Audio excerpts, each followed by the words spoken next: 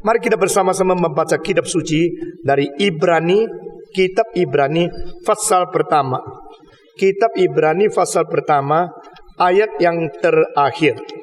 Kitab Ibrani pasal pertama ayat yang terakhir.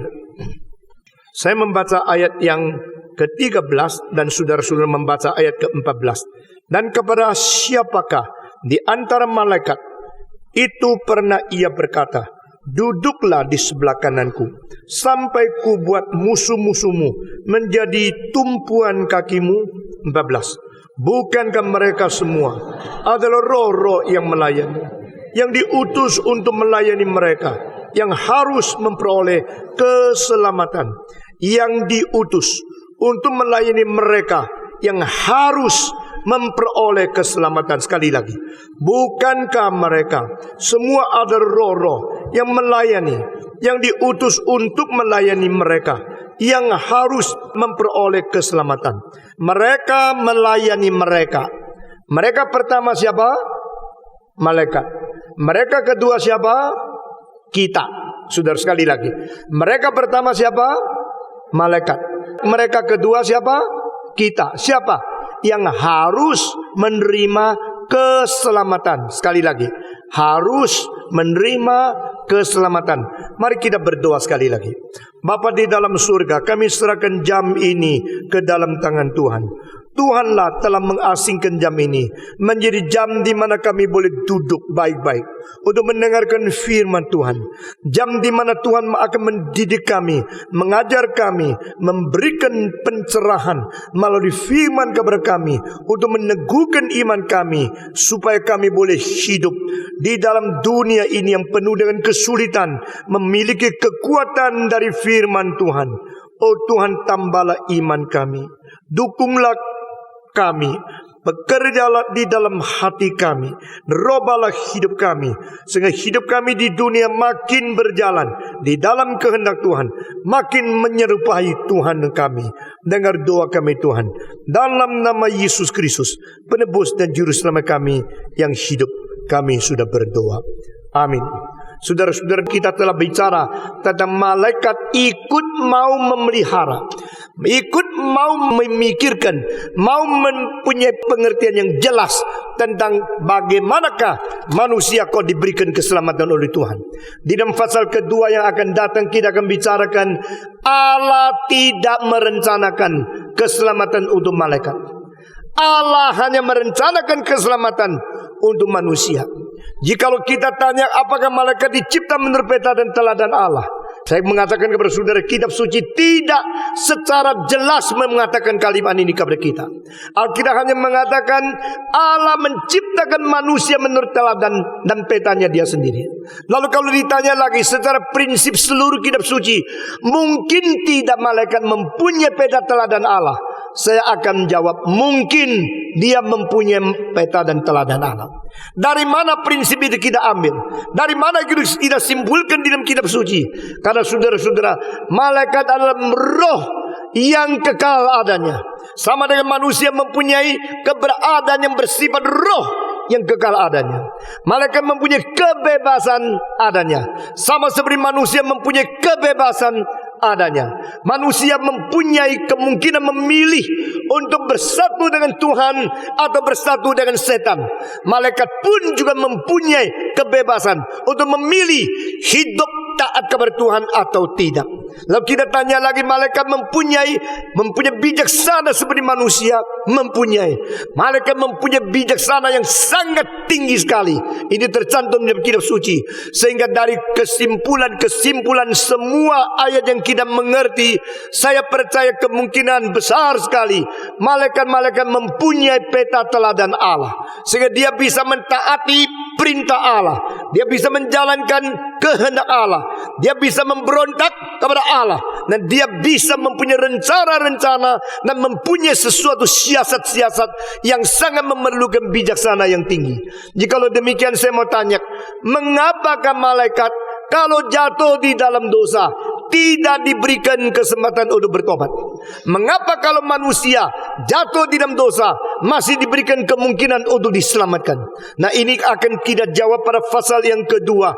Tapi di sini kita akan melihat malaikat setelah jatuh, maka dia disebut sebagai setan. Itu adalah malaikat utama atau satu penghulu malaikat yang memimpin banyak malaikat yang sangat besar jumlahnya. Saudara-saudara, maka disebut sebagai setan. Istilah setan berarti yang menantang. Saudara-saudara, maka setan itu sudah menjadi satu status yang tidak lagi seperti yang semula. Semula dia adalah dicipta untuk menjalankan kehendak Allah, tapi karena dia berontak, karena dia menantang, dia disebut sebagai setan karena dia sudah melawan akan kehendak Tuhan Allah. Sesudah itu kitab suci memakai istilah-istilah yang lain untuk menyatakan bagaimana dia bekerja. Malaikat yang jatuh, yang disebut sebagai setan, mempunyai 3 pekerjaan yang besar. Nah, kita harus mengerti. Pertama, dia menantang segala kehendak dan rencana Allah. Kedua, dia mencobai umat manusia supaya berbuat dosa. Ketiga, dia mengadu di hadapan Tuhan Allah tentang orang-orang suci. Ini adalah 3 pekerjaan yang besar dari setan. Terhadap Tuhan, dia penantang. Terhadap manusia, dia pencoba. Terhadap orang-orang Kristen, dia pengadu di hadapan Tuhan. Dan saudara-saudara, kita melihat dengan jelas dalam kitab suci bagaimana setan mencobai Yesus. Pada waktu Yesus datang ke dalam dunia bersalut dengan daging dan darah. Pada waktu Yesus menyatakan diri di dalam keadaan bertubuh seperti manusia, maka yang mencobai manusia itu dekat kepada dia, datang untuk menawarkan sesuatu kepada dia. Saudara-saudara, dia adalah tempter of man, pencoba bagi manusia. Dan kita juga jelas dalam kitab suci, pada waktu malaikat itu datang berkumpul di hadapan Tuhan, maka setan bertanya kepada Tuhan, bolehkah saya mengganggu anakmu yang namanya Ayub itu? Tuhan mengatakan silakan. Maka dia mengadu, lalu dia mendapatkan kekuatan atau mendapatkan sesuatu izin dari Tuhan untuk dia membuat susah akan orang-orang yang mencintai Tuhan. Saudara-saudara sekalian, di sini kita melihat di dalam Wahyu menyebut dia siang malam mengadu di hadapan Tuhan Allah bagi orang-orang suci. Dan ini ada 3 pekerjaan yang besar. Pertama, penantang rencana dan juga akan kehendak Tuhan Allah. Kedua, pencoba bagi setiap manusia. Ketiga, pengadu bagi orang-orang suci yang ditebus oleh Tuhan. Jikalau demikian, maka manusia hidup di dalam dunia ini, kita sedang diganggu oleh dunia rohani yang kita tidak kelihatan. Itulah menjadi manusia tidak gampang. Pada waktu kita mau hidup baik-baik, ada gangguan, ada tuduhan, ada pencobaan, ada penentang Tuhan yang sekaligus membawa kita untuk supaya kita menentang kepada Tuhan juga. Maka Tuhan sediakan roh yang lain untuk melayani orang yang diselamatkan. Nah, ini ayatnya. Di sini malaikat-malaikat adalah pelayan-pelayan untuk melayani mereka yang harus menerima keselamatan. Itulah sebabnya kita jangan takut, karena kita mengetahui juga ada roh-roh yang baik yang dikirim Tuhan untuk menolong kita, untuk melayani kita, sehingga kita di dalam kesulitan bagaimanapun ada pertolongan dari Tuhan. Nah, saudara-saudara sekalian, kita melihat malaikat dibagi menjadi 2 kelompok. Kelompok pertama adalah malaikat yang jatuh. Kelompok kedua adalah malaikat yang dipilih. Nah, Paulus memakai 1 kali istilah ini di hadapan malaikat yang terpilih. Apa artinya? Saya percaya itu berarti ada malaikat yang dikonfirmasikan. Jadi malaikat yang baik dan malaikat yang jatuh itu berbeda. Malaikat yang jatuh itu adalah tergeser daripada status yang ditetapkan oleh Tuhan Allah. Nah, itu adalah penggeseran yang menjadikan dia akhirnya menjadi setan. Kita mengatakan ada jatuh ke atas. Masih ingat? Jatuh ke atas. Dia mau seperti Allah. Dia mau lebih tinggi. Itu sebenarnya baik. Itu motivasi baik. Mau lebih tinggi. Bukan mau lebih tinggi untuk merebut kedudukan Allah. Bukan mau lebih tinggi untuk menggantikan kuasa Allah yang hanya satu. Karena Allah tidak diganti oleh siapa-siapa. Saudara-saudara sekalian.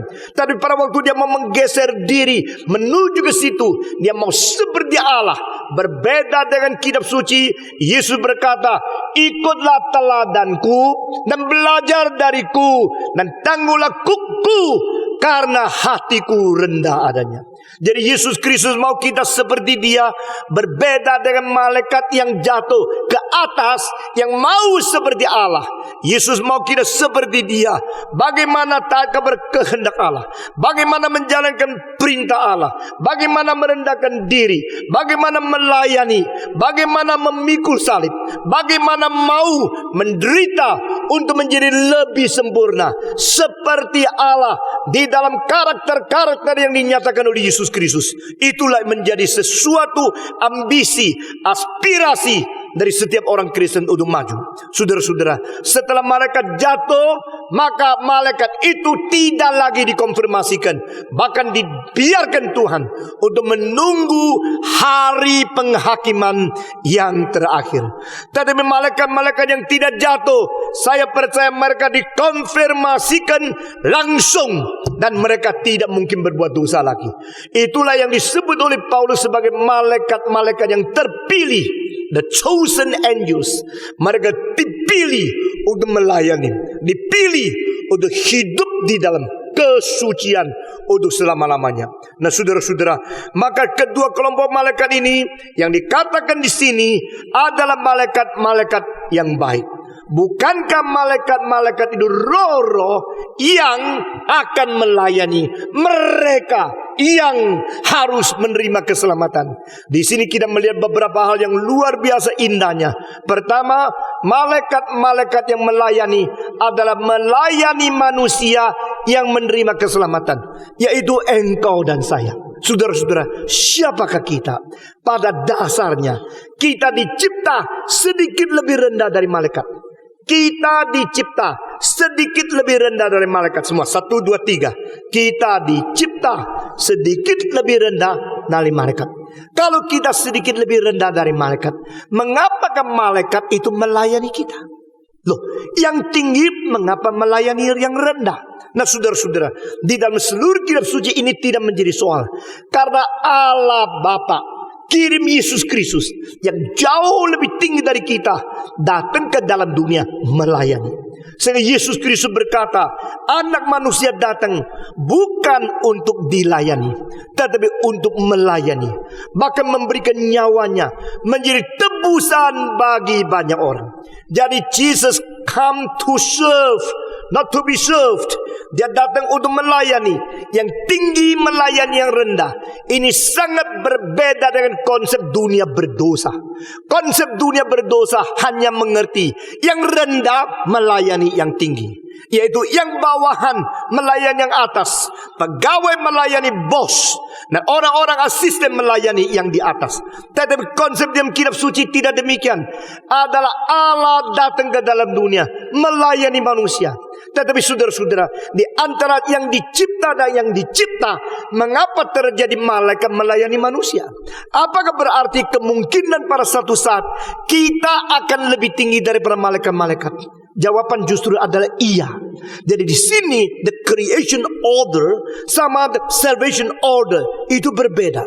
Saudara perhatikan baik-baik.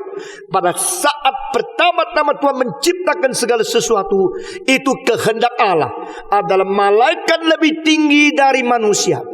Tetapi di dalam kekekalan, setelah manusia menerima keselamatan, adalah manusia lebih tinggi dari malaikat. Sekali lagi, setelah saya katakan sekali lagi, semua mengikut dua kalimat ini. Pada permulaan penciptaan, malaikat lebih tinggi dari manusia. Semua 1, 2, 3. Pada permulaan penciptaan, malaikat lebih tinggi dari manusia. Setelah keselamatan, manusia lebih tinggi dari malaikat semua. Setelah keselamatan, manusia lebih tinggi dari malaikat. Dari manakah Pak Tong engkau mengambil kesimpulan seperti ini? Pada waktu dua orang Kristen bertengkar, mereka pergi cari orang luar untuk membereskan. Paulus menggeleng kepala. Paulus berkata kepada orang Korintus, "Tak bisakah engkau membereskan sendiri? Masakan orang Kristen sama orang Kristen tidak bisa membereskan sendiri? Harus minta pertolongan orang berdosa. Siapa mereka? Siapa yang bisa mengatur engkau? Bukankah Enok sangat anak Tuhan? Sama-sama anak Tuhan, mengapa cari orang luar?" Lalu Paulus berkata bahwa tidak tahukah engkau, pada satu hari kita akan menghakimi malaikat. Saudara-saudara, kita akan menghakimi malaikat. Berarti apa? Kita lebih tinggi daripada malaikat. Tidak ada hakim lebih rendah daripada yang dihakimi. Itu sebab pada di dalam kekekalan, pada waktu penghakiman Tuhan berlaku, di situ orang-orang yang sudah menerima penebusan Tuhan mempunyai hak, mempunyai status, mempunyai kedudukan lebih tinggi, sehingga kita menghakimi malaikat-malaikat yang berdosa. Saudara-saudara, apakah sebabnya? Karena kita sudah diselamatkan. Setelah kita sudah diselamatkan, kita pernah mati beserta Kristus, kita pernah bangkit beserta Kristus. Nah, ini keselamatan semacam inilah yang menjadikan kita duduk bersama dengan Kristus sebagai Raja. Nah, ini semua janji dari Tuhan. Itu sebab pada satu hari, saudara-saudara, kita akan duduk bersama dengan Kristus sebagai Raja. Alangkah mulianya, alangkah hormatnya. Pada waktu manusia pertama diciptakan, memang Tuhan sudah memahkotai Adam dan Hawa dengan mulia dan hormat, sehingga mereka lebih tinggi daripada semua binatang, semua tumbuh-tumbuhan, semua benda yang dicipta Allah di dalam seluruh alam semesta. Namun kemuliaan dan kehormatan seperti itu tidak bisa dibandingkan dengan kemuliaan kehormatan yang akan diberikan lagi untuk orang Kristen yang menang atas dosa, supaya kita berduduk bersama-sama dengan Kristus untuk menghakimi segala sesuatu. Nah, saudara-saudara, maka di sini kita melihat dua hal menjadikan kita akan lebih tinggi daripada malaikat yang jatuh. Saudara-saudara, pertama, kejatuhan malaikat menjadikan dia turun. Kedua, keselamatan Tuhan kepada kita menjadi kita lebih naik, sehingga kita akan menghakimi malaikat-malaikat. Nah, di sini sambil saya memberikan satu hal kepada saudara supaya tidak salah mengerti. Kalau demikian, orang Kristen boleh mencari hakim atau tidak? Orang Kristen boleh mengajukan sesuatu hal yang tidak beres ke pengadilan atau tidak? Pada saat-saat tertentu boleh. Apa sebab? Jikalau yang pihak lain tidak takut kepada Tuhan, pihak lain bukan anak Tuhan, dan pihak lain sama sekali tidak menjalankan keadilan, maka kita tetap berhak untuk mengajukan satu pihak yang bukan anak Tuhan, yang sangat melawan hukum, untuk diatur oleh tata negara. Dari manakah contohnya? Paulus sendiri mengatakan, "Saya akan mengadu ke Kaisar." Nah, dengan demikian Paulus yang berkata kepada Korintus, jangan engkau cari penyelesaian pada orang luar, adalah karena orang Kristen sama orang Kristen harus sama-sama takut kepada Tuhan, lebih daripada takut kepada pemerintah. Tapi jika engkau dirugikan oleh orang bukan Kristen, dan orang-orang itu sengaja merugikan engkau hanya karena engkau Kristen, engkau tidak bisa apa-apa. Orang Kristen harus mempunyai cinta kasih. Maka seperti Paulus, engkau berhak sebagai seorang warga negara mengajukan ke pengadilan. Karena ini ada contoh di dalam kitab suci. Kita kembali lagi. Dengan demikian, orang Kristen adalah orang yang menerima keselamatan. Maka orang yang menerima keselamatan dilayani oleh malaikat. Sekarang saya mau tanya, apakah pelayanan malaikat tidak kelihatan? Jawab, pelayanan malaikat tidak kelihatan tidak? Saudara pernah melihat malaikat melayani engkau? Tidak. Berarti saudara-saudara, di dalam dunia yang tidak kelihatan sering ada pertolongan Tuhan, engkau tidak sadar. Karena malaikat-malaikat ada roh-roh yang melayani mereka yang harus menerima keselamatan. Maka kita jangan mengeluh kepada Tuhan. Di dalam kesulitan-kesulitan, segala kepicikan-kepicikan, kemiskinan, kelaparan, penganiayaan, segala kesulitan yang tiba kepada kita, kita harus tahu, kecuali diizinkan Tuhan, tidak mungkin ada kesulitan yang timpa kepada anak Tuhan.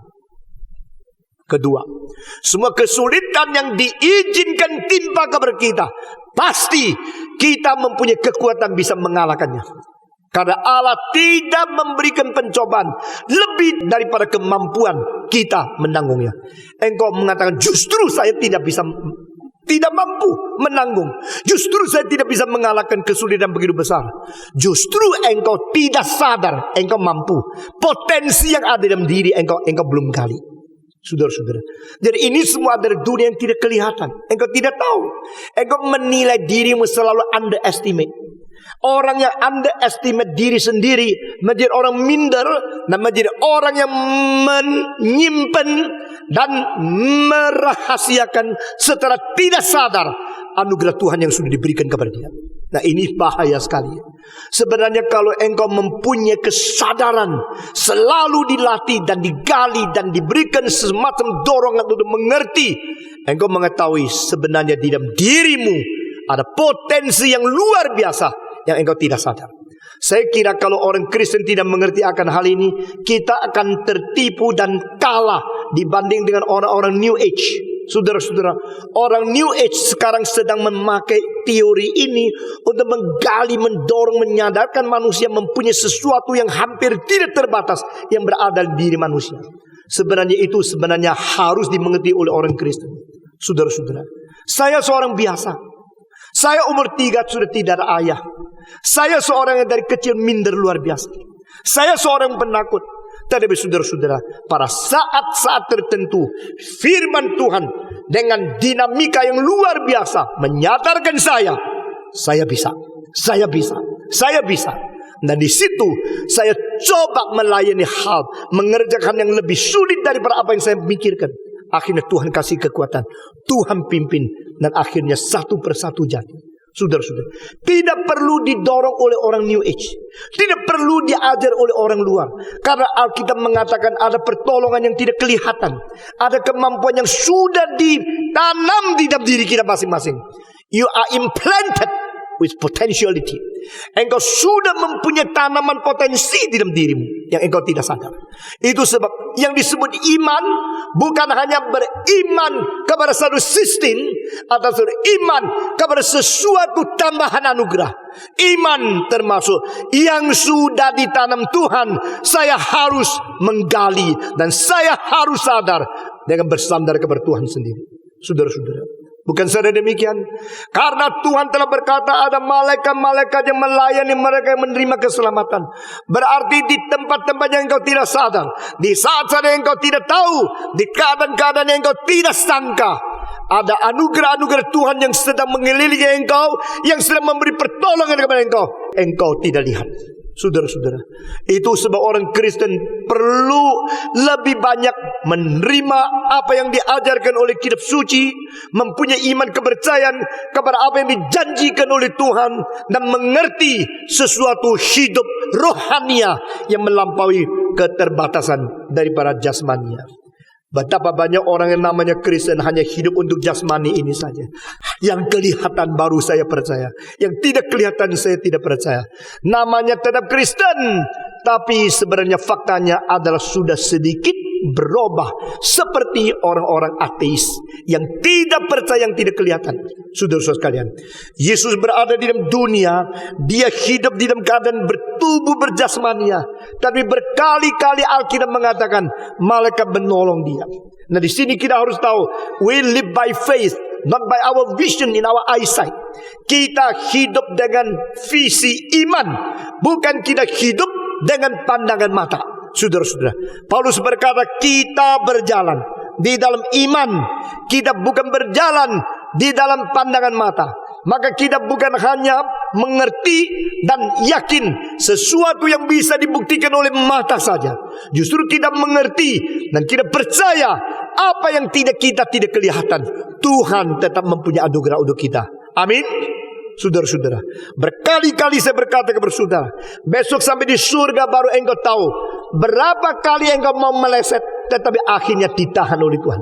Berapa kali engkau tidak jadi tabrak mati karena Tuhan kirim malaikat mendukung engkau. Berapa banyak kali engkau seharusnya sudah ambruk, sudah tidak mungkin lagi berdiri, tapi Tuhan telah mendukung engkau karena Tuhan kirim malaikat-malaikat untuk melayani mereka yang akan menerima keselamatan. Poin yang ketiga, di dalam ayat ini mengatakan yang harus menerima keselamatan. Terjemahan lain adalah yang akan menerima keselamatan. Berarti apa? Bukan sampai engkau sudah menerima keselamatan baru ada pertolongan Tuhan. Bukan sampai engkau sudah menerima Yesus Kristus baru ada anugerah Tuhan dalam dirimu. Bukan. Justru anugerah Tuhan umum sudah mengikuti engkau sejak engkau lahir. Anugerah Tuhan yang menyelamatkan barulah engkau mengerti setelah engkau menerima Yesus Kristus.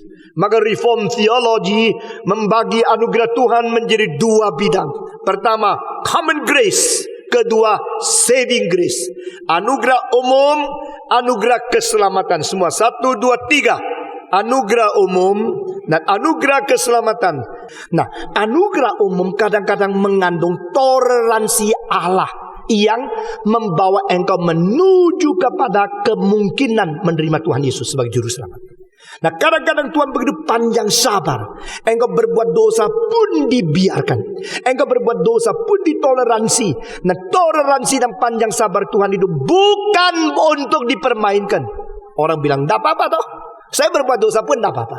Saya tidak dihukum kok. Jadi boleh saja. Gila kamu, saudara-saudara. Semua keadaan yang engkau rasa bebas, tidak ada hukuman, tidak berarti boleh. Hanya berarti Tuhan sedang menunggu engkau menuju kepada pertobatan. Mari kita membaca ayat ini. Roma pasal 2. Roma pasal 2. Ayat yang keempat dan kelima. Maukah engkau menganggap sepi kekayaan kemurahannya? Maukah engkau menganggap sepi kekayaan kemurahannya? Terus. Kesabarannya dan kelapangan hatinya? Tidakkah engkau tahu bahwa maksud kemurahan Allah ialah menuntun engkau kepada pertobatan? Tetapi oleh kekerasan hatimu yang tidak mau bertobat, engkau menimbun murka atas dirimu sendiri pada hari waktu mana murka Tuhan, hukuman Allah yang adil akan dinyatakan. Saudara-saudara, ini ayat yang sangat penting sekali. Jadi kadang-kadang Tuhan memberikan satu toleransi sehingga engkau masih dijaga, belum dihukum, di dalam keadaan seperti engkau bebas, engkau enak-enak boleh berbuat dosa, lalu diberikan peringatan. Apakah engkau menganggap sepi? Apakah engkau menganggap ringan? Apakah bermain-main dengan panjang sabar toleransi Tuhan? Padahal anugerah itu yang membiarkan engkau ditoleransi adalah memimpin engkau menuju kepada pertobatan. Bertobat berarti apa? Menerima keselamatan. Nah, saudara-saudara, di sini saya minta saudara lihat satu proses dinamika. Berarti pelan-pelan menuju kepada satu hari engkau menerima keselamatan. Jadi satu anugerah umum dan anugerah keselamatan, anugerah penebusan. The common grace and the saving grace. Common grace is guiding you toward the saving grace. Di sini engkau belum menerima Tuhan pun sudah menerima anugerah umum. Jangan kira kalau saya tidak Kristen pun bisa sehat. Buat apa Kristen? Kalau saya tidak Kristen bisa kaya, mengapa jadi majelis? Coba lihat yang menjadi pelayan-pelayan di gereja majelis tua-tua bangkrut.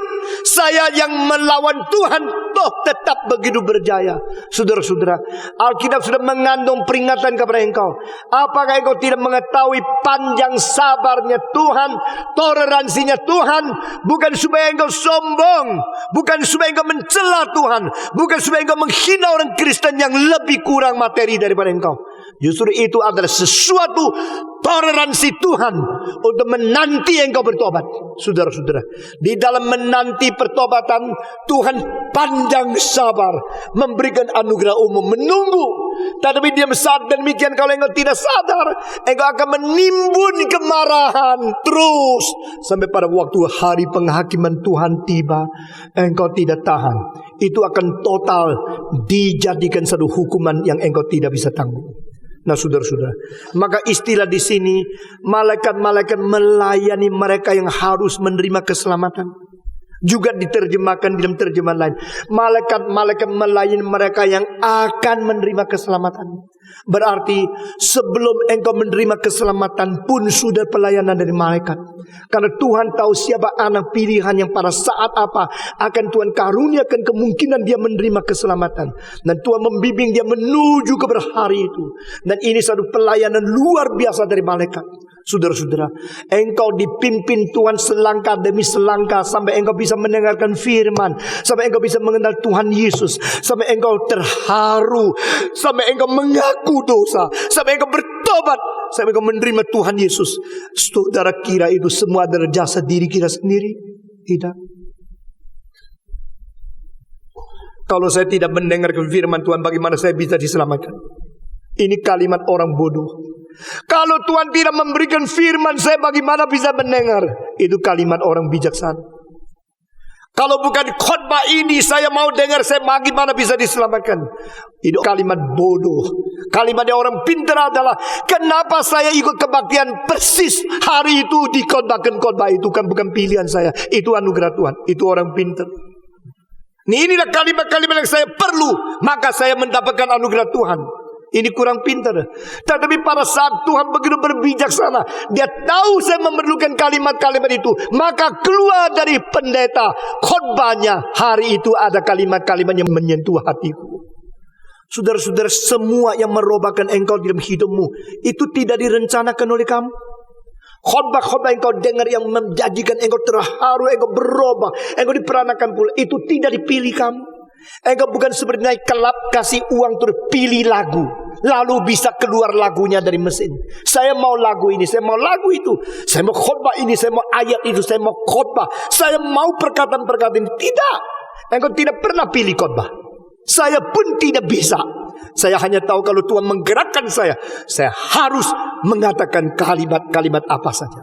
Dan saudara-saudara tahu tidak, satu pengalaman seorang pendeta gembalamu sekarang. Setiap kali saya berkhotbah dengan tema yang sama, 10 kali banyak kalimat yang berbeda. Karena apa? Pimpinan Tuhan untuk setiap kebaktian lain. Nanti kebaktian 2 saya akan khotbah ini lagi, lalu dicocokkan dengan rekaman berbeda, banyak berbeda. Nah di Singapura saya akan khotbah lagi, berbeda lagi. Karena apa? Karena Tuhan yang melimpah bijaksananya. Dia mengetahui di dalam kebaktian ini ada orang mana di sini, ada orang mana di sana, dan orang ini perlukan kalimat-kalimat apa. Sehingga berdasarkan kelimpahan bijaksana Tuhan yang tidak ada batasnya, dia membagi-bagikan anugerah kepada setiap anak yang memerlukannya. Saudara-saudara, puji Tuhan. Dengan demikian bijaksana Tuhan telah memimpin semua situasi di dalam tangan Dia, di dalam otorita, di dalam kedaulatan Dia, untuk membawa kita menuju kepada keselamatan. Itulah mereka yang harus menerima keselamatan. Mereka yang akan menerima keselamatan dilayani oleh Tuhan. Dengan demikian, jangan kira setelah saya menjadi orang Kristen saya akan mendapat berkat banyak karena saya sudah anaknya dan dia harus memberikan anugerah kepada saya. Bahkan sebelum engkau menerima keselamatan, anugerah Tuhan umum sudah memimpin engkau. Anugerah Tuhan sudah memelihara engkau, sudah menjaga engkau sampai pada satu saat engkau boleh buka pintu menerima Tuhan sebagai juru selamat. Apalagi setelah engkau menerima keselamatan, maka anugerah keselamatan berlaku, anugerah umum tetap berlaku lagi untuk selama-lamanya, sehingga engkau tidak lagi direbut oleh siapapun keluar dari tangan Tuhan. Saudara-saudara, maka saya percaya malaikat itu ada sesuatu perasaan yang tak ngerti mengapa Tuhan begitu mencintai manusia. Apa sih manusia? Manusia itu kan hanya debu yang diberikan hembusan roh dari Tuhan, lalu menjadi makhluk yang bersifat rohania dicampur dengan sifat jasmania. Manusia kan hanya seorang makhluk yang berpuluh kilo di dalam dunia yang disebut bumi ini. Mengapa harus dilayani terus? Mengapa manusia yang begitu kecil, lebih rendah dari malaikat, dilayani oleh malaikat yang jauh lebih tinggi daripada dia? Maka malaikat yang baik heran. Sesudah heran, oh Tuhan heran, cintamu heran. Aku begitu bersyukur, orang kayak begitu kecilnya kok engkau mau menilik dia sih. Iya, karena aku mengasihi mereka. Oke, kau mau melayani? Mau. Itu malaikat yang baik. Malaikat yang tidak baik heran. Kamu kok mau melayani orang itu sih? Maka aku iri sama kamu. Kalau gini tak ganggu ya. Ya silakan. Nah, sudah mengerti sekarang. Dua macam malaikat. Malaikat yang baik melayani. Malaikat yang jelek ganggu. Semua 1, 2, 3.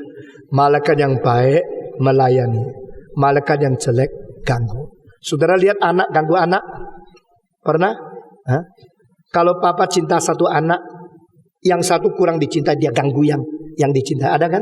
Mungkin dulu kamu kecil begitu kan? Nah, saudara-saudara. Jadi kalau hatinya baik sama hatinya jelek lain. Yang satu ganggu, yang satu melayani. Jadi malaikat-malaikat yang jatuh ganggu manusia. Malaikat-malaikat yang baik melayani manusia. Dan pada waktu dia melayani yang baik tidak iri, yang baik mau membangun, yang baik melihat, loh, manusia Adam kok mau diberikan keselamatannya, bahkan dijanjikan keturunan dari perempuan akan menghancurkan kepala dari keturunan dari benih daripada ular.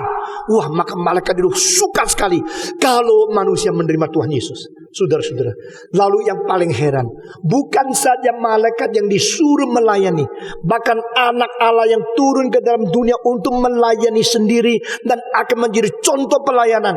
Semua malaikat melayani manusia harus belajar bagaimana anak Allah datang ke dunia melayani. Semua manusia melayani orang lain harus belajar bagaimana Tuhan Yesus melayani orang lain. Ini sudah menjadi satu contoh, menjadi satu teladan, menjadi satu kriteria, menjadi sumber kekuatan dan etika di dalam seluruh kebudayaan manusia. Saudara-saudara, Christ is the sample.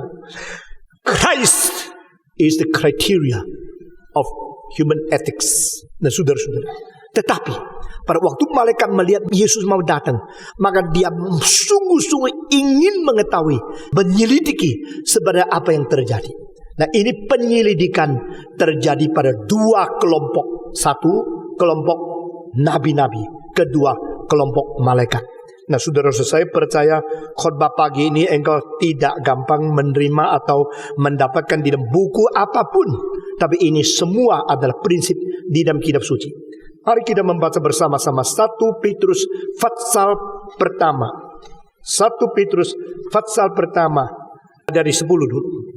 Keselamatan itulah yang diselidiki, okay? Dan diteliti oleh nabi-nabi yang telah bernubuat tentang kasih karunia yang diuntukkan bagimu. Dan mereka meneliti saat yang mana dan yang bagaimana yang dimaksudkan oleh Roh Kristus yang ada di dalam mereka, yaitu roh yang sebelumnya memberi kesaksian tentang segala penderitaan yang akan menimpa Kristus dan tentang segala kemuliaan yang menyusul sesudah itu.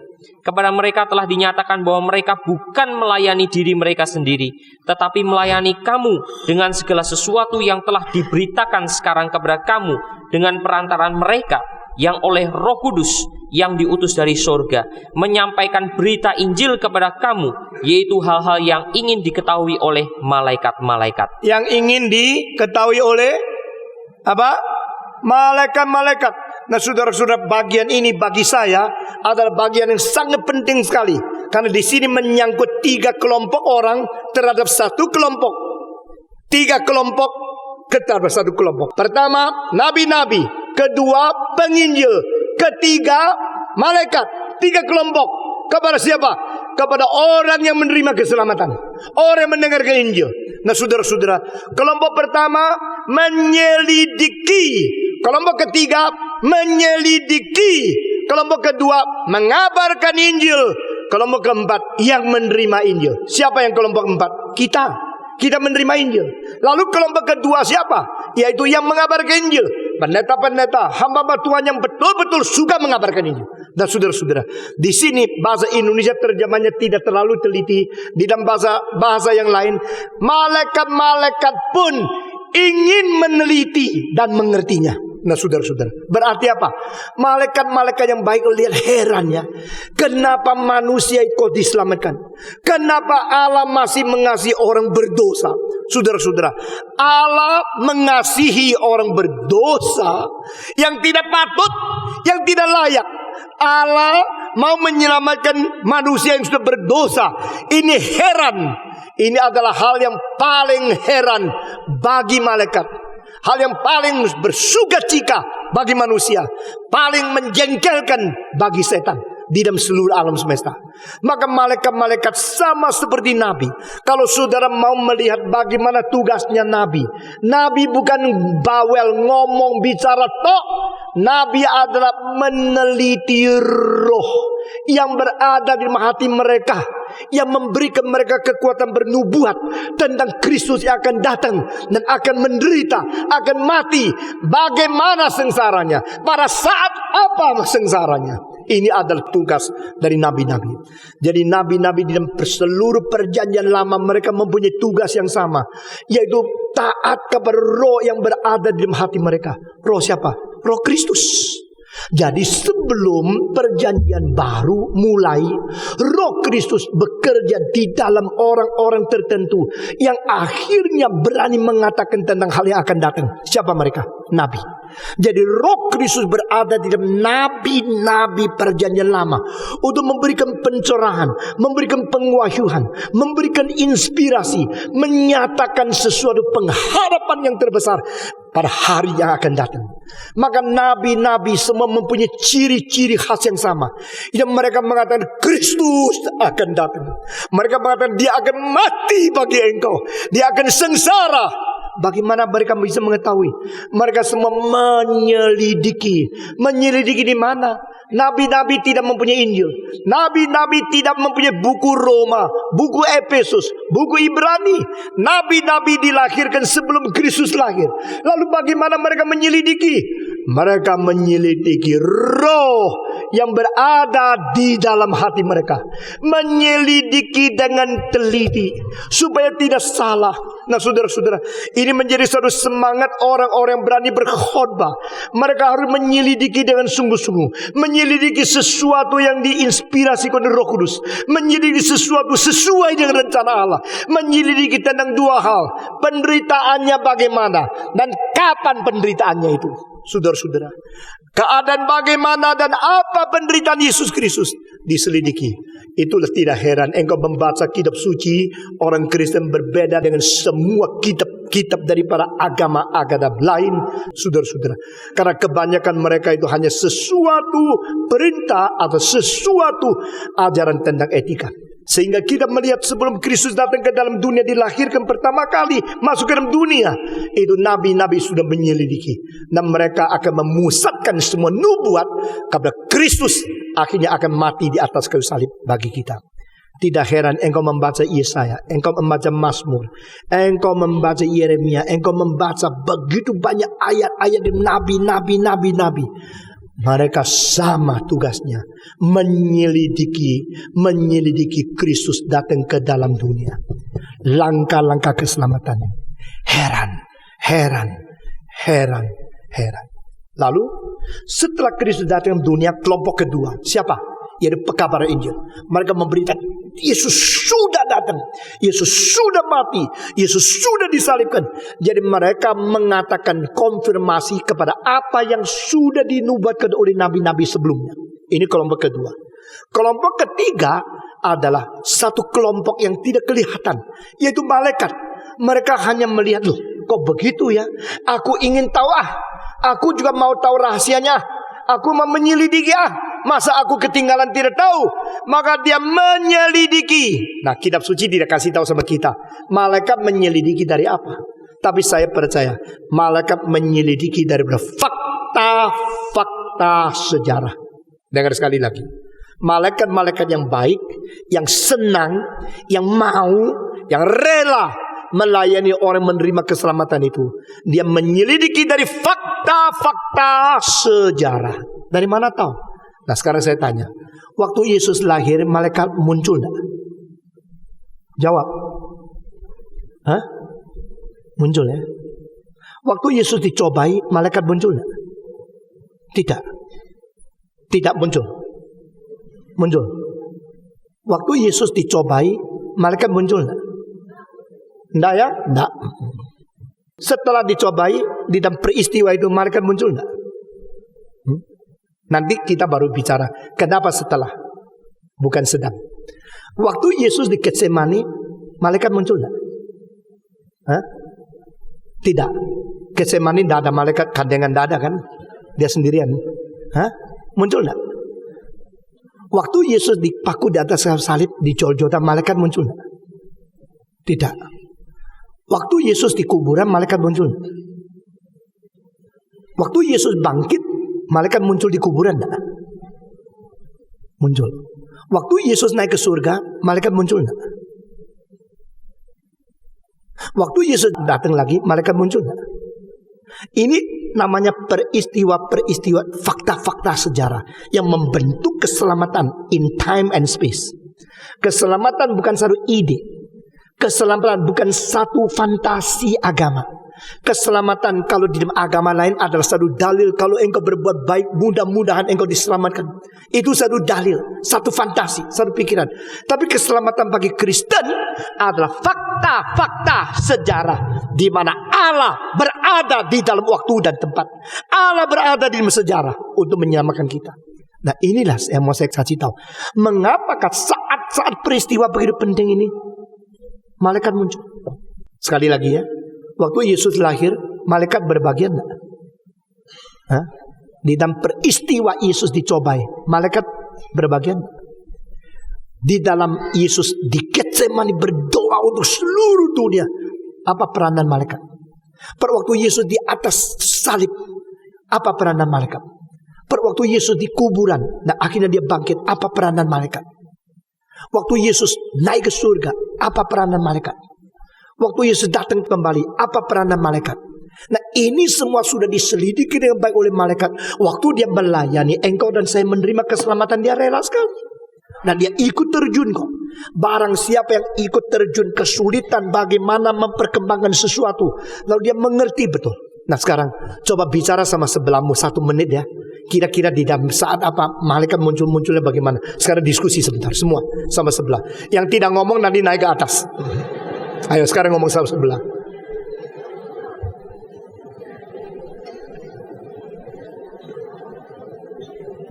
Apa peranan malaikat?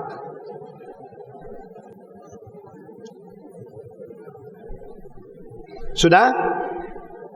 Wah, lebih pintar kamu ya. Banyak hal saya mikir setengah mati baru bisa ngomong. Engkau sebentar saja sudah selesai diskusinya. Cepat dapat jawaban, saudara-saudara. Waktu Yesus lahir, apa tugasnya malaikat? Berkali-kali ikut sibuk. Dia datang kepada Yusuf, dia datang kepada Maria, dia datang lagi kepada orang-orang penggembala, saudara-saudara. Dia menjadi pemberita-pemberita yang penting sekali. Malaikat diutus oleh Tuhan Allah untuk mengatakan, ini anak lain sama anak lain. Ini anak yang dilahirkan bukan anak biasa. Ini anak, namanya artinya penyelamat. Jangan membuang istri yang kau sudah janjikan. Jangan meninggalkan Maria, karena yang kandung dapat dia dari Roh Kudus. Itu malaikat yang ngomong. Malaikat yang membicarakan hal yang begitu penting. Akhirnya justru kalimat malaikat itu yang masuk ke dalam iman rasuli, yang dinaungi Roh Kudus, dilahirkan anak dari Maria. Dari mana kita mengetahui? Malaikat yang mengetahui, memberitahu kepada Yusuf. Karena dia mendapatkan naungan Roh Kudus, dia sekarang mempunyai di dalam rahimnya. Itu anak yang dari Tuhan Allah. Yang kau sekarang miliki, itu adalah bayi yang adalah yang kudus dan adalah anak Allah yang di tempat yang maha tinggi. Nah, saudara-saudara, malaikat berkata kepada Yusuf, malaikat berkata kepada Maria, lalu malaikat berkata kepada penggembala yang berada di padang belantara, pergi kota Daud, karena aku memberitakan kabar yang besar, yang baik kepadamu, karena hari ini dilahir di kota Daud seorang juru selamat, yaitu Tuhan Kristus. Istilah Tuhan, istilah Kristus, istilah anak Allah, istilah Yesus. Ini 4 nama paling besar dalam Kristologi. Semua keluar dari mulut malaikat dulu. Baru Paulus menyebut Tuhan, menyebut Yesus, Kristus, Juru Selamat. Dan dia adalah anak Allah. Itu semua malaikat. Jangan lupa peranan malaikat di dalam memberitakan firman Tuhan. Justru malaikat memberikan yang paling penting, lebih daripada nabi-nabi. Saudara-saudara, semua nabi sudah secara samar-samar menyelidiki, lalu memberikan nubuat tentang Yesus akan datang. Tapi dia namanya Yesus, dia namanya adalah Tuhan, dia adalah juru selamat, dia adalah anak Allah, adalah Kristus, dia adalah juru selamat.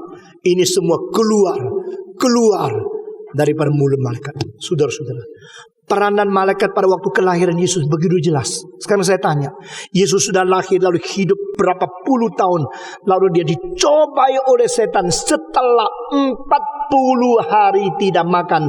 Alkitab tidak katakan tidak minum ya, cuma mengatakan setelah 40 hari Yesus berpuasa, lalu laparlah dia. Tidak katakan maka hauslah dia. Nah saudara-saudara, pada waktu itu Yesus dicobai, Alkitab mengatakan apa? Tentang malaikat.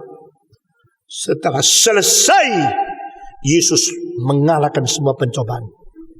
Malaikat datang melayani dia. Saudara-saudara, ini adalah satu hal yang luar biasa. Kita membaca Matius 4 ayat yang ke-11. Lalu iblis meninggalkan dia, dan lihatlah malaikat-malaikat datang melayani Yesus. Iblis meninggalkan dia setelah pencobaan. Malaikat-malaikat datang bagaimana? Melayani Yesus. Jadi di sini malaikat berbagian. Mereka sebenarnya meneliti, perhatikan sekali seluruh hidup Yesus. Ini yang akan menyelamatkan manusia. Sekarang dicobai seperti begini. Nah ini berarti apa? Malaikat-malaikat yang jatuh mengganggu dulu Yesus. Setelah Yesus menang, malaikat-malaikat yang baik datang melayani, memberikan kekuatan kepada dia. Nah saudara-saudara, di sini kita melihat itu dua golongan. Yang satu mengganggu, mencobai dia. Setelah diusir, keluar engkau, dia pergi. Malaikat langsung datang melayani Yesus Kristus. Saya percaya kalau kita betul-betul hidup dalam kesucian, melawan segala dosa dan melawan segala pencobaan, maka malaikat akan melayani kita juga. Ini adalah setelah dicobai.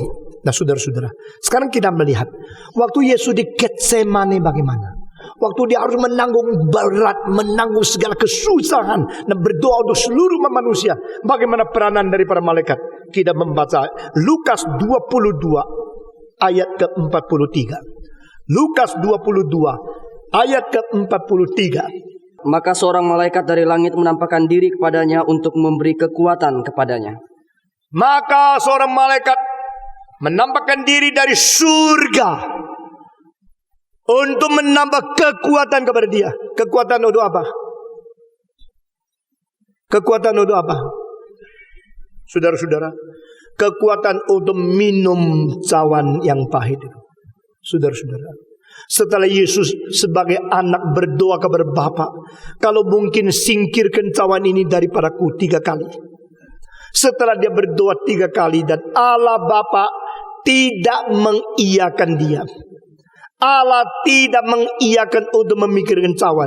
Karena Allah mengetahui dia harus minum cawan itu. Dan Yesus bukan takut minum cawan itu. Yesus tidak mau melalui peristiwa dibuang oleh Allah Bapa. Karena ini merupakan sesuatu hal yang sebenarnya bukan yang direncanakan oleh Allah. Yaitu ada perpisahan antara anak dan Bapa. Tapi dia mengatakan kehendakmu yang jadi. Bukan kehendakmu yang jadi, menjadi puncak doa yang menjadi contoh bagi kita. Saudara-saudara, setelah Kristus mendoakan ini 3 kali, dia kesulitan yang terbesar dan cawan itu harus diminum. Malaikat menyatakan diri dari surga untuk menambah kekuatan kepada dia. Saudara-saudara, malaikat muncul pada waktu Yesus di Getsemane. Saya tanya lagi, waktu Yesus di atas Golgota, malaikat muncul tidak? Tidak ya? Kira-kira ada enggak malaikat? Atau semua lagi cuti? Malaikat bilang, sudahlah capek melayani engkau sampai Getsemane, sudah cuti semua. Yesus sendiri, saudara, kapan? Sebenarnya kapankah saatnya yang paling perlu pertolongan malaikat? Justru di Golgota, bukan di Getsemane saja. Waktu dia dipaku, dihina, diejek. Orang meludahi dia, orang mentertawakan dia, memfitnah dia, melontar kalimat-kalimat mempermalukan dia. Dan dia baju dalamnya, luarnya diambil semua. Boleh dikatakan sebagai orang telanjang yang dipermalukan di hadapan tempat hukuman yang paling keji sepanjang sejarah manusia. Saat itu paling perlu dua, paling perlu Tuhan Allah buka surga mengatakan, inilah anakku yang kukasihi. Itu saat paling perlu malaikat datang memberikan kekuatan kepada dia, lalu membereskan nama jelek dia supaya diperbaiki. Tapi justru pada saat Yesus dibaptiskan, langit terbuka. Pada waktu Yesus berada di dalam transfigurasi, langit terbuka. Pada saat Yesus dipaku di atas kayu salib, justru langit tidak terbuka. Kenapa? Justru pada waktu saat Yesus dicobai, malaikat muncul.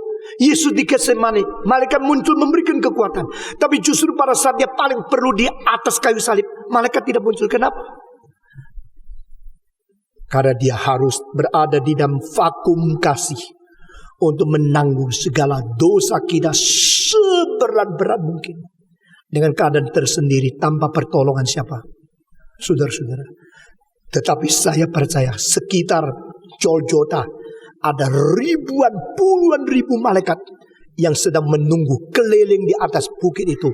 Menunggu perintah Kristus supaya membalas dendam. Supaya boleh menghancurkan semua musuh Yesus Kristus. Mereka hanya menunggu kalimat Yesus memerintah mereka. Dan kita boleh melihat pengertian ini dari satu ayat yang sangat penting. Saudara-saudara. Di dalam Matius 26. 53 sampai 54. 1, 2, 3.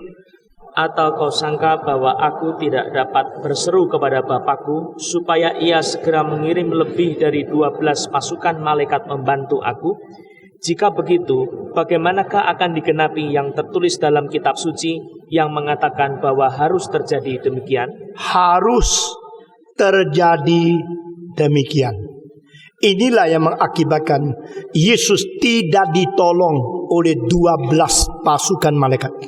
Saudara-saudara, saya percaya seorang pelukis Renaissance yang berada di Venesia yang namanya Tintoretto telah mempunyai imajinasi lebih daripada yang lain.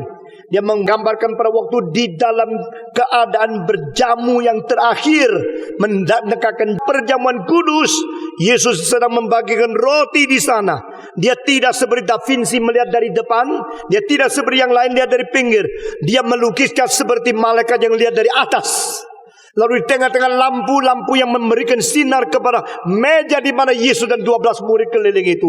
Di tengah-tengah cahaya lampu dia menggambarkan malaikat-malaikat semua keliling di situ. Saya bisa membayangkan demikian juga di Golgota. Saya percaya 12 batalion, 12 pasukan. Bayangkan berapa banyak. Waktu di Getsemani saja Yesus mengatakan, apakah engkau kira saya tidak bisa memanggil 12 pasukan daripada malaikat untuk menolong saya? Tetapi jikalau demikian, bagaimana bisa terjadi hal yang harus jadi menurut apa yang dikatakan itu? Maka saudara-saudara, di atas Golgota semua malaikat saya percaya sudah hadir. Dan mereka tunggu dengan semua pedang yang sudah dikeluarkan. Lalu pada waktu mereka melihat bibir Yesus pertama-tama buka mulut berkata, coba lihat, dia sudah bicara. Dia bicara perintah apa? Semua siap. Kalau perlu kita bunuh habis. Tapi Yesus mengatakan, Bapa, ampunilah mereka. Karena apa yang mereka perbuat mereka tidak tahu. Jadi semua ini tidak ada caranya lain kecuali kembalikan pedang masuk lagi. Saudara-saudara, malaikat-malaikat yang baik adalah malaikat-malaikat yang ingin mengetahui dengan menyelidik secara teliti mengapa Allah begitu mengasihi kita. Dan dengan cinta kasih serta demikian, maka Tuhan mengirim malaikat menjadi pelayan untuk melayani engkau dan saya. Itulah sebab pada waktu Yesus Kristus bangkit, malaikat mengatakan satu kalimat yang lebih penting dari semua kalimat tentang kebangkitan. Mengapa mencari yang hidup di tengah-tengah yang mati? Ini adalah kalimat malaikat yang terbesar dalam seluruh kitab suci. Tidak ada kalimat lebih besar.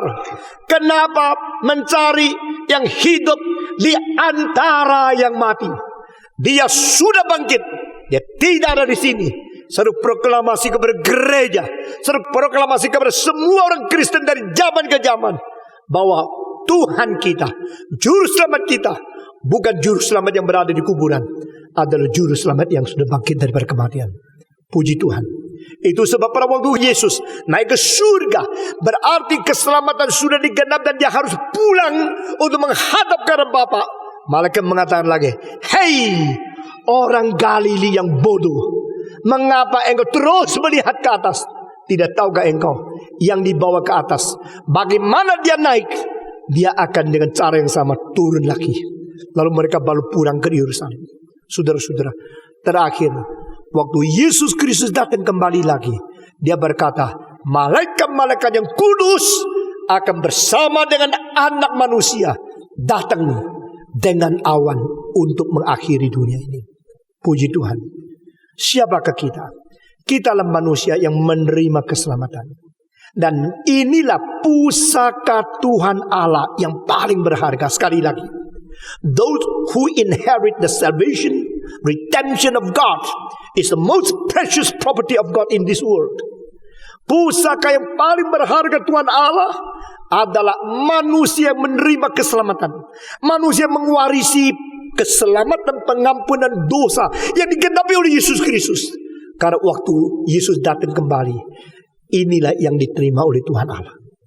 Manusia yang menerima keselamatan akan dikumpulkan kembali. Inilah yang paling berharga, yang mungkin tidak dinilai berharga oleh dunia, tapi dinilai berharga oleh Tuhan Allah. Itu sebab hanya kelompok ini yang menerima pelayanan daripada malaikat. Mari kita menghargai diri. Mari kita menghormati diri. Siapa saya? Mungkin orang dunia merasa saya tidak berharga. Mungkin di dunia saya tidak mempunyai nilai besar. Tapi di hadapan Tuhan saya bernilai. Karena saya menerima keselamatan. Itu sebab Kristus mati untuk memungkinkan saya boleh menerima keselamatan. Itu sebab malaikat-malaikat menyelidiki apa yang sudah dinubuatkan oleh nabi-nabi. Dan nabi-nabi menyelidiki apa yang diberitakan roh dan hati mereka. Sehingga kita boleh diselamatkan dan boleh bersama dengan Kristus untuk kekal dan kekal.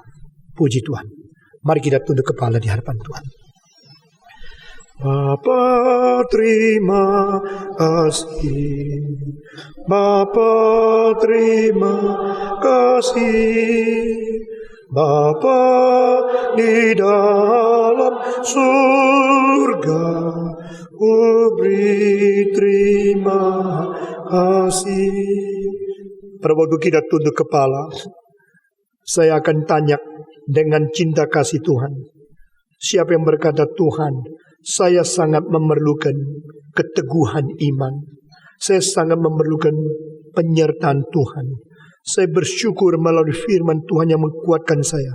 Saya tahu, saya anak Tuhan yang di dalam perjalanan menerima keselamatan. Atau sesudah menerima keselamatan, ada anugerah Tuhan terus melindungi saya dan pertolongan pelayan malaikat untuk menguatkan saya. Saya berterima kasih untuk apa yang saya dengar pada pagi ini. Engkau bersyukur kepada Tuhan pada hari ini mendengar firman Tuhan. Engkau berkata, saya berterima kasih. Silakan acungkan tangan saudara di hadapan Tuhan. Siapakah? Puji Tuhan, puji Tuhan, puji Tuhan, puji Tuhan. Tangan diturunkan. Dan saya mau minta kepada saudara, di dalam keselamatan, engkau sudah menerima anugerah Tuhan. Siapa yang berkata, saya juga mau menjadi orang yang ikut memberitakan keselamatan kepada orang lain. Dan saya mau juga melayani mereka yang menerima keselamatan. Angkat tangan saudara. Siapakah? Puji Tuhan, puji Tuhan, puji Tuhan, puji Tuhan. Tangan diturunkan. Saya harap semua yang hadir di sini, dari yang di mimbar maupun yang di bawah, ingat, kita adalah orang yang menerima keselamatan.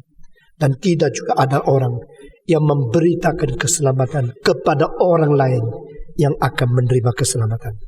Kiranya Tuhan memberikan kekuatan kepada kita untuk menjadi orang Kristen yang membagikan anugerah kepada orang lain. Mari kita berdiri bersama-sama. Kita berdoa bersama-sama. Semua buka suara berdoa. Semua berdoa supaya kita di dalam pelayanan-pelayanan dapat mempelajari bagaimana Kristus melayani, bagaimana mempelajari bagaimana Malaikat memberitakan firman dan bagaimana melayani. Kita berdoa supaya kita menjadi orang yang bukan saja dilayani, juga menjadi orang yang melayani. Mari kita berdoa bersama-sama. Semua berdoa. Bapa di dalam surga, kami berterima kasih untuk cinta kasih yang besar yang sudah Tuhan nyatakan, untuk anugerah yang sudah kami terima, baik anugerah umum maupun anugerah khusus. Kami berdoa kiranya tangan-Mu memelihara kami, menjunjung dan memberi kekuatan kepada kami, sehingga kami boleh hidup memuliakan Tuhan dan hidup juga melayani orang lain. Kami sudah menerima pelayanan Tuhan, bahkan melalui malaikat dan orang lain begitu banyak. Kiranya Tuhan memberikan kekuatan kepada kami, juga menjadi orang Kristen yang suka melayani orang lain dan membawa berita Injil kepada orang lain, dan menjadikan banyak orang yang menerima dan mendapatkan keselamatan Tuhan. Tuhan, kiranya penebusan-Mu diberitakan lebih banyak, dan banyak orang menjadi anak-anak kaum pilihan Tuhan. Dengar doa kami Tuhan. Kami berterima kasih dan bersyukur. Dengar doa kami dalam nama Yesus Kristus, penebus dan juru selamat kami yang hidup. Amin.